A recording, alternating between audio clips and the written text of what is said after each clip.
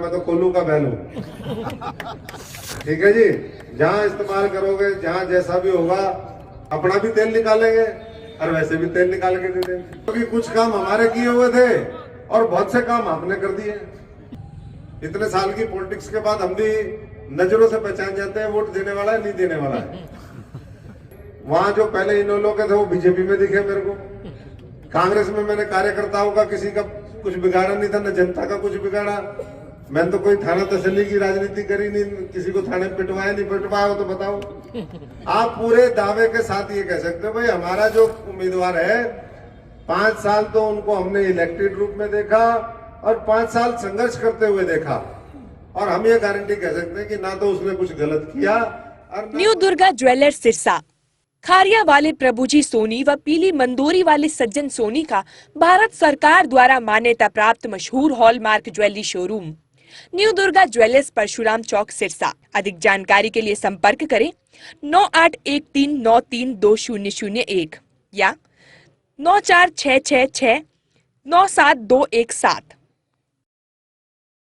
मैं बहुत ज्यादा चीजें तो नहीं गिनवाना चाहता कि पहले हमने क्या किया, अब आगे क्या करेंगे। जो आप लोग पार्टी का फैसला होगा, कुछ हमारा नेशनल मैनिफेस्टो बनेगा, कुछ स्थानीय समस्याएं होंगी, लेकिन सारी सिरसा की समस्याएं वो आपके भी और हमारे भी टिप्स पे है।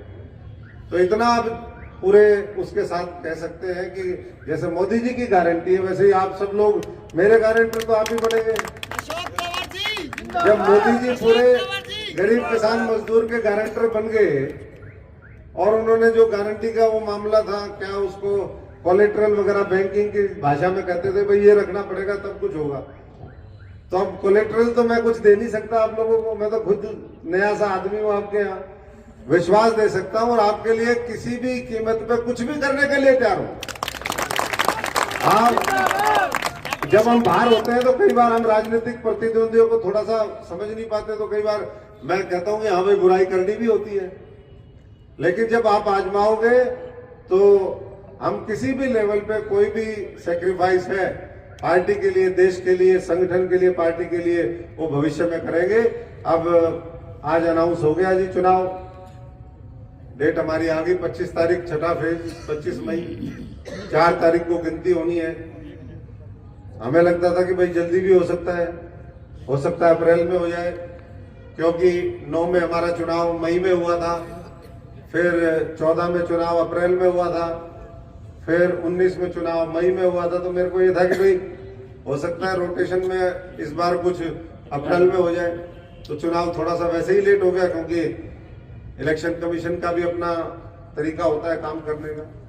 तो समय अपने पास बहुत है, प्रोग्राम आप लोगों ने तय करने, सब लोगों ने।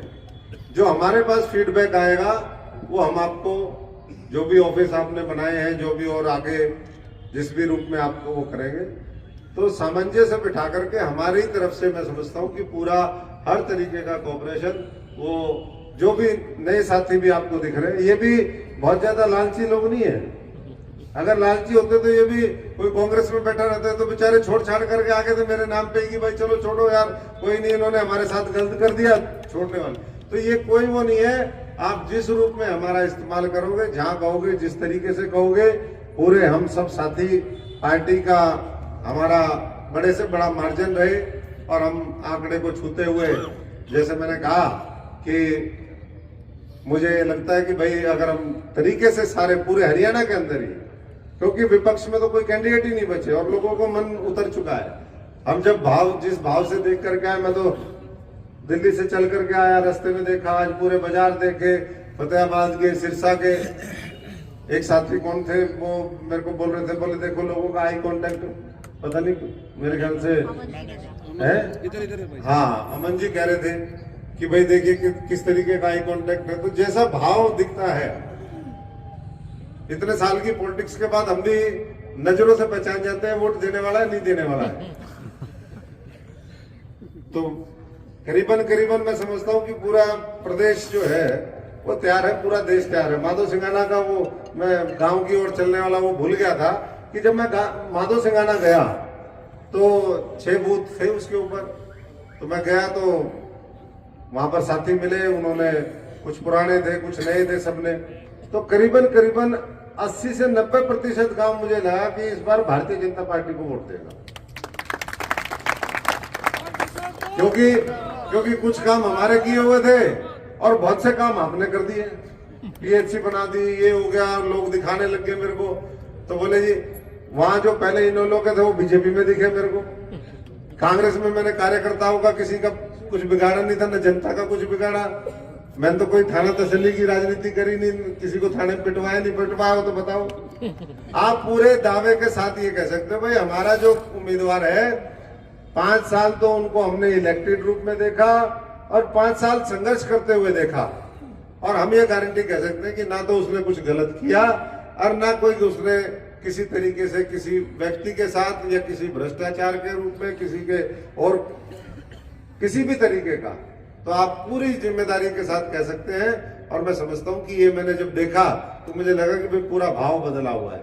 तो कुछ राम जी की कृपा है, कुछ मोदी जी की कृपा है, कुछ मनोहर जी की कृपा है, कुछ आप लोगों की मेहनत है, और उसके माध्यम से पूरा सारी फिजा बदली हुई लग रही है। तो हम पूरी ताकत के साथ आने वाले समय में अपना जो भी दायित्व है उसको अच्छे से निभाने का काम करें और फिर से एक बार मोदी सरकार 400 पार के साथ बने। और अब मैं यहीं पे हूँ जी, जहाँ जिस तरीके से इस्तेमाल करना, मैं तो कोल्लू का बैल हूँ। ठीक है जी, जहाँ इस्तेमाल करोगे, जहाँ जैसा भी होगा वो जो है आपके लिए अपना भी तेल निकालेंगे और वैसे भी तेल निकाल के दे देंगे। बहुत बहुत धन्यवाद जी।